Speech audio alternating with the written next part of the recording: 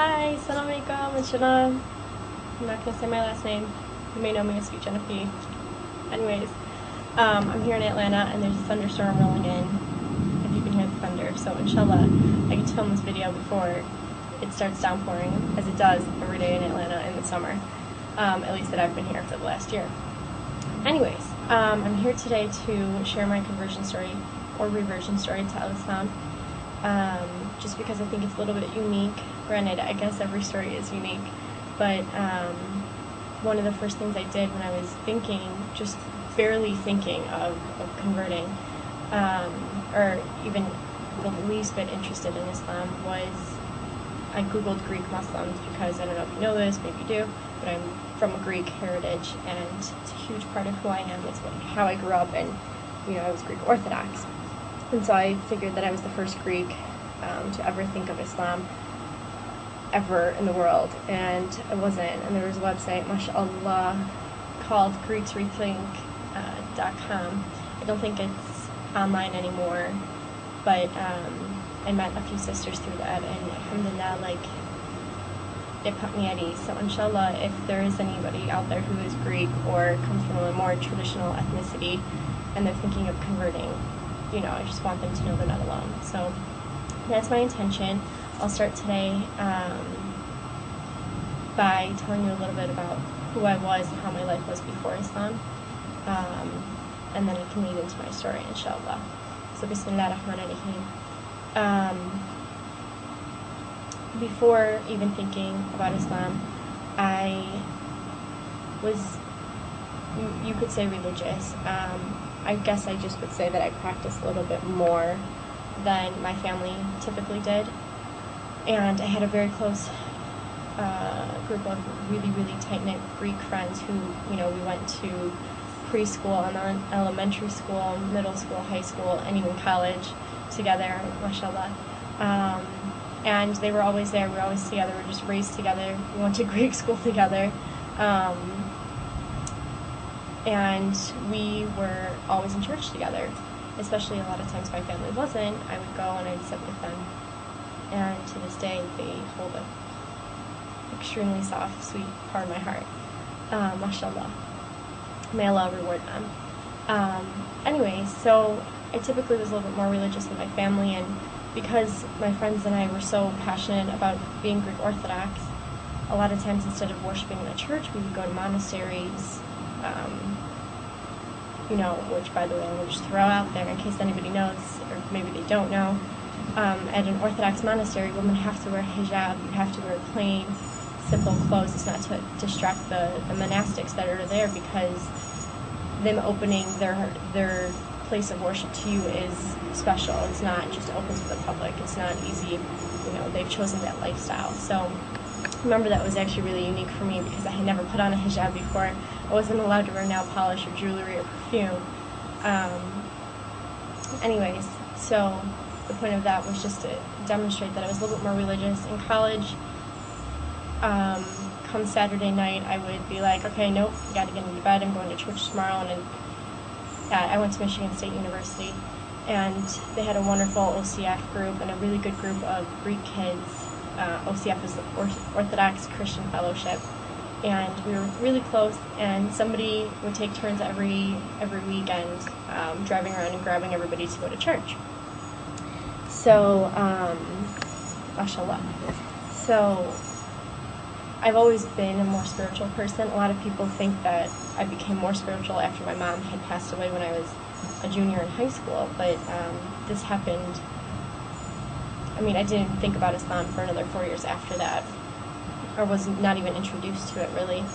But I've always been religious. Before my mom's illness, after her death, may Allah preserve her.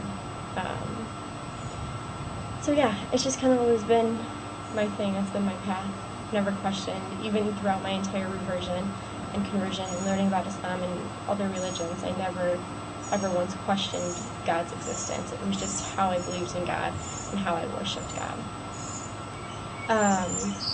So while I'm talking about my Orthodox Christian background, it's probably a good time to point out that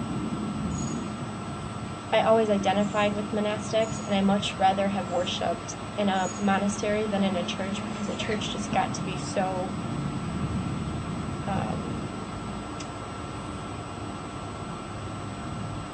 so traditional versus religious or spiritual, because people will just go to see each other, and you know, you go because it's your family's tradition, not because it's what's in your heart. So I always identified with monks, and I loved reading about the monastics of the Orthodox faith. My favorite saint was Iosif, who was the patron saint of terminal illnesses, but his story just was so striking to me, and I've always kind of wanted to secretly be taken out of my current lifestyle and out of the reality of this world, and retreated to a place that there was nobody, and just worship in nature, because obviously there's something so subhanallah and mashallah about nature. It just makes you ponder God's existence, and I believe that's called ibadah in Islam or in Arabic. But I always had that side of me that wanted to just constantly be in that worship, and constantly to give up everything just to show my dedication and my love for God. But I had a completely other side of me that loved people, loved my family, loved my Greek heritage. You know, I've always wanted a family. I wanted to be a mother. Inshallah, one day I will be, and a wife, and to have, you know, kids running around and really raise a family and have that institution in a community. So I couldn't really find a balance. I mean, I struggled with it, I think, but I couldn't find a balance between, you know, my monastic kind of desire and my familial and warm, passionate side. So to me, they always were like awkwardly against each other, and like one would always try to fight the other, which is why I think Islam is so for me, because I feel like I've found both, and it's a happy medium, and I'm satisfying both sides, alhamdulillah. So I can go more into that another time. Actually, I'm going to write a blog on the similarities between Orthodox monasticism and Islam, inshallah, later today. Anyways, so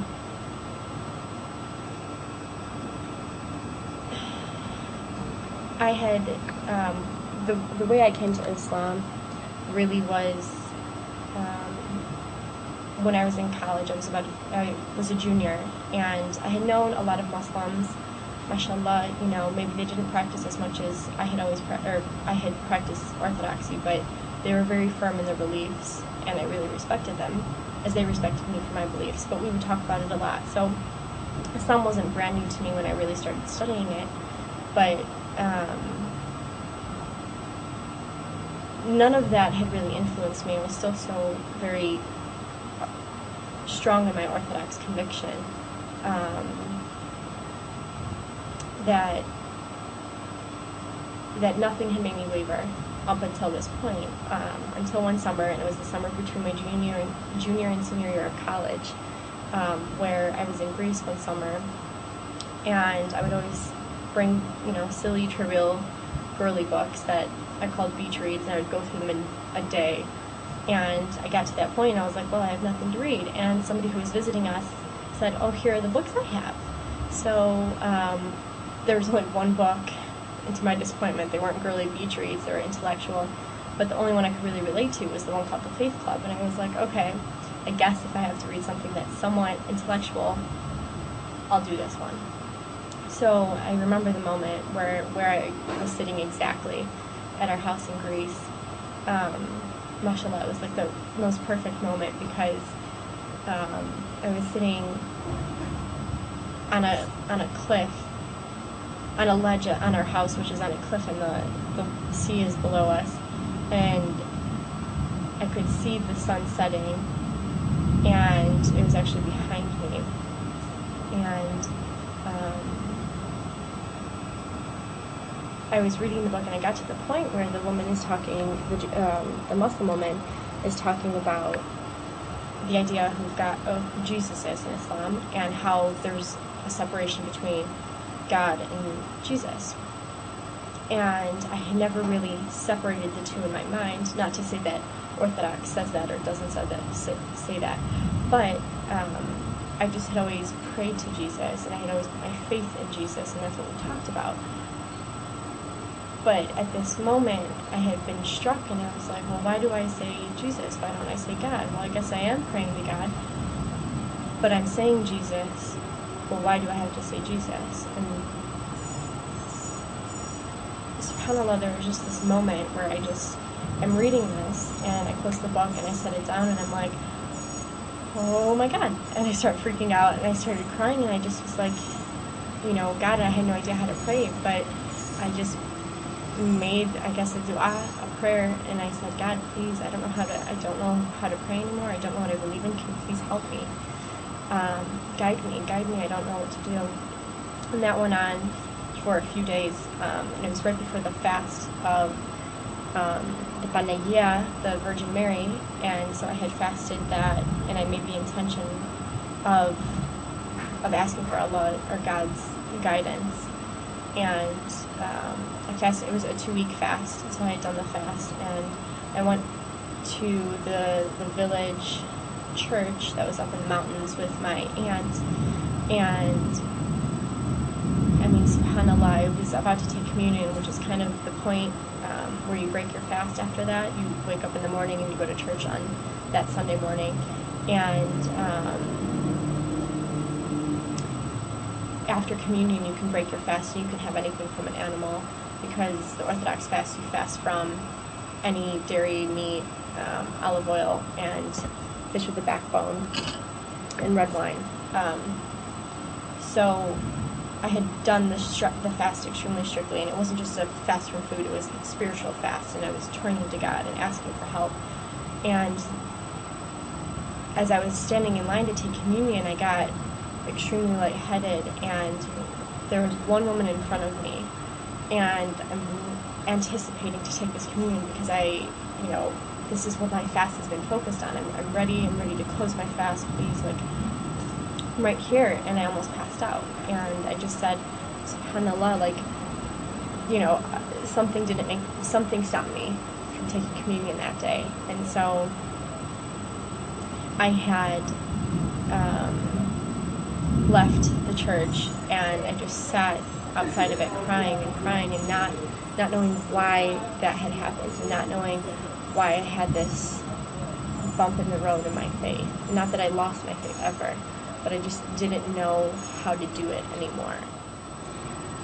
So I think at this point, it had taken me about 3 months to admit to myself that I was at a spiritual bump in the road, and I needed to make a decision, and I was kind of at this turning point. Do I just ignore it and I keep going and ignore my questioning, or do I, take another path and start studying other religions? And I was terrified. I was absolutely terrified, because I had never, ever, ever questioned my religion.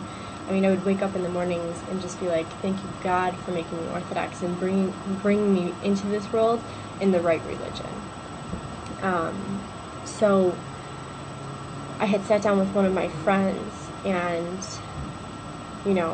and he was a friend from Saudi Arabia, and he said, listen, Jenna, if you're thinking about Islam and you want to study it, just know that if you find it to be the truth, you can't turn away from it. You can't just leave it all of a sudden and just be out of fear from your family or out of fear from your friends and having, being ostracized. If it's what you find to believe in, you need to be strong enough to follow it.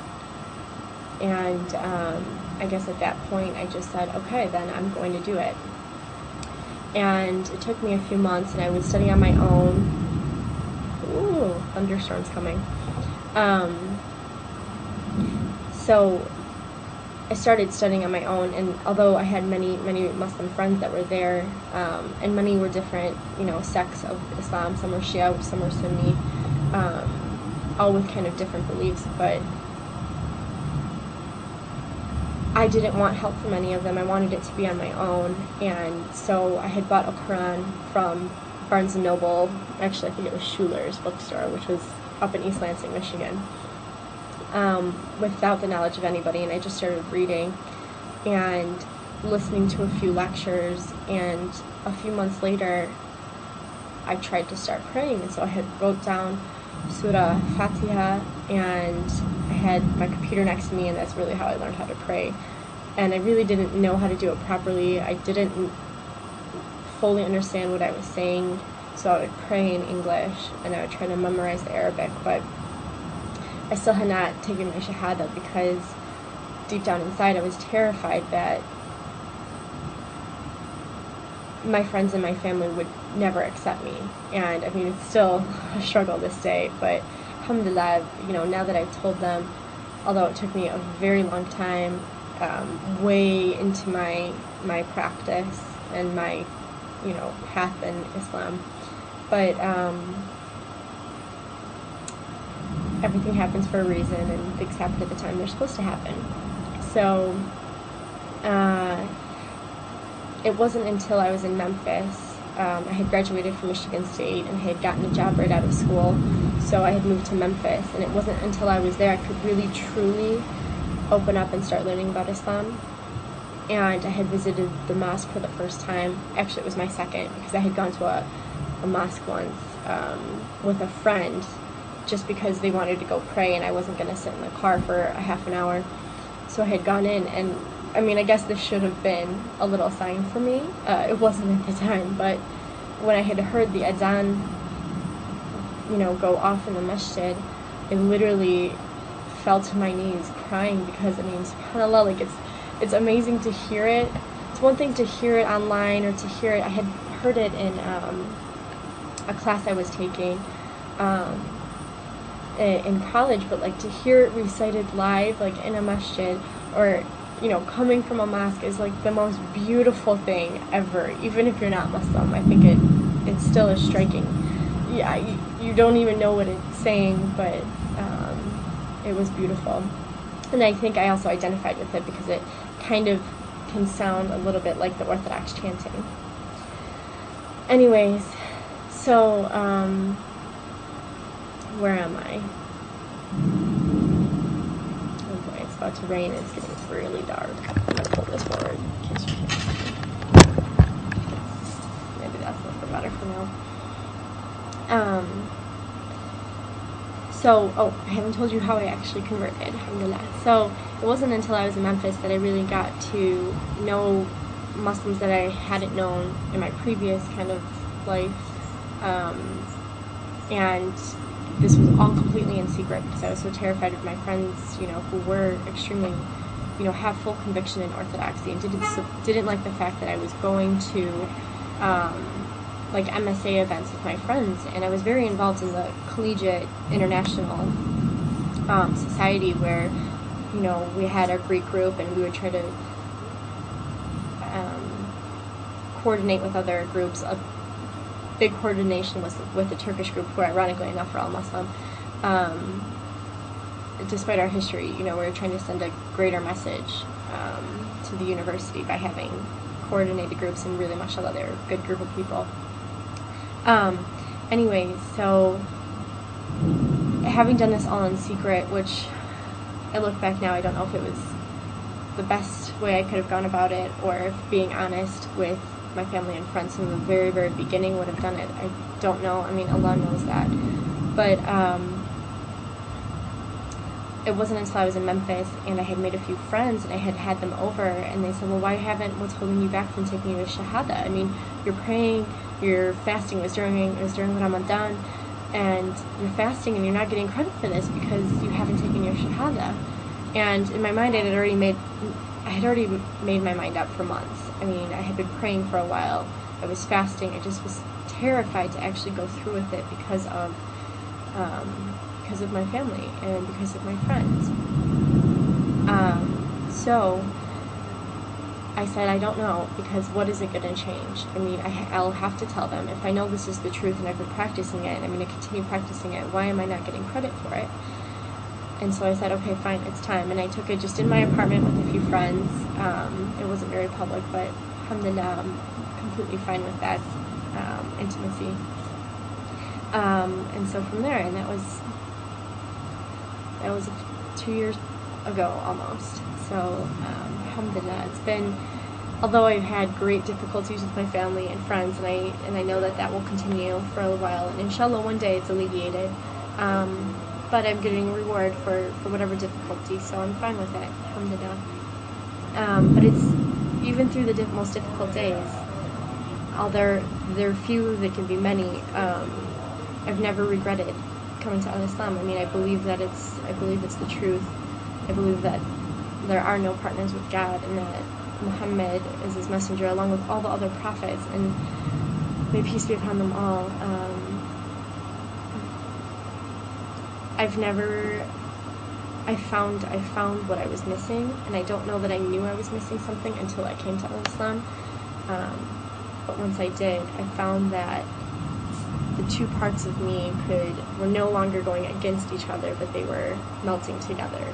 You know, I could find my complete individual, like, monastic sort of desire in Islam, because, you know, you dress modestly, you kind of detach yourself, I mean, inshallah, you detach yourself from this dunya, this world and the worldly life, in hopes of turning into God and fully dedicating your life to Him, which is exactly what I was craving for in the monastic life.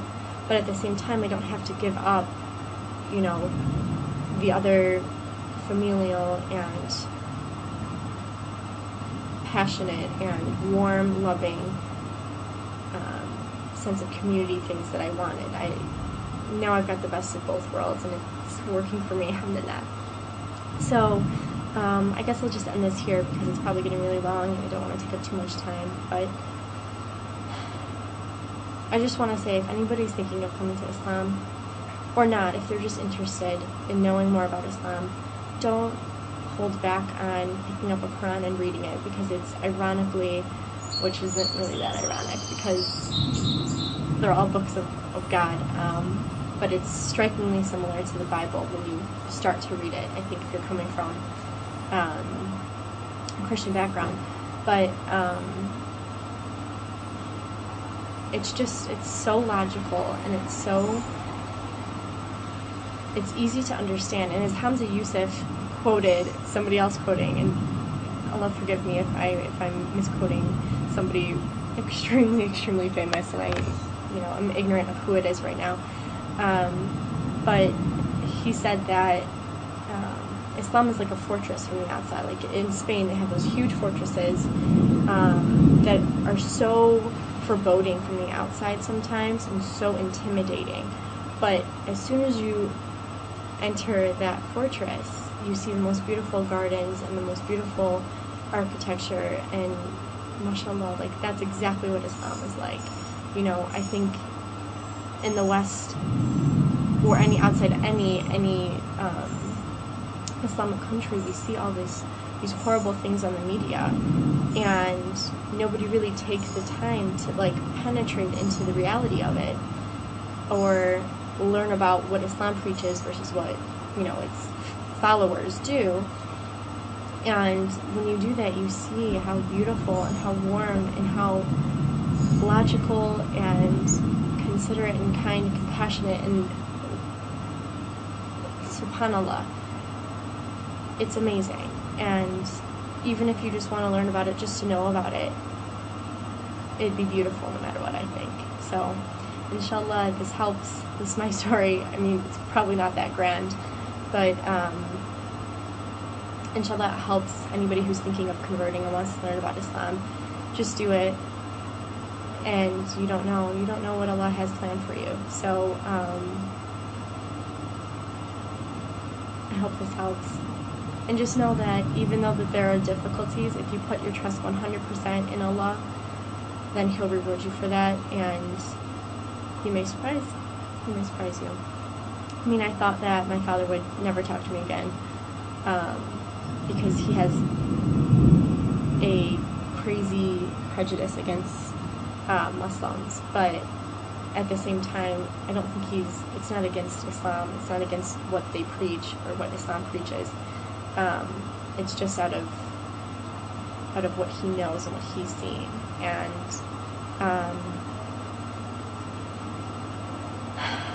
although it took me all over a year basically to tell my father that I had converted to Islam out of fear of his embarrassment, his disappointment, and knowing that I would disappoint somebody that I loved so much. I mean, I have the utmost respect for my dad. I mean, he's not perfect. None of us are perfect. But I still can't even explain it. But I thought that he would never accept me, and I just put my trust in Allah, and I said, Allah, you know what's best for me, and if I'm meant to be with my family, if my family's meant to accept me, and they're good for me to be around, then you'll make this transition easy. And if they're not, then I know that's what you have in store for me. That's what's best, and I can't argue with Allah's will. And so when I finally just said, okay, it's time, and I'm going to be satisfied because it's Allah's will with whatever outcome it has, Allah rewarded me that same day when I told my father, and he allowed me to sleep in the house. I mean, I couldn't believe it. I thought I'd be out on the streets of Detroit, or Grosse Pointe actually, for I don't know how long, but subhanAllah. Anyways, I'm gonna go now. Inshallah, there will be more videos. I don't know if I like videos. We'll see how this turns out, but inshallah this helps somebody. And I'm really sorry that it's so long, but I can't make it any shorter. It's my reversion story. So, alhamdulillah, inshallah this helps people. Take care. Assalamu alaikum.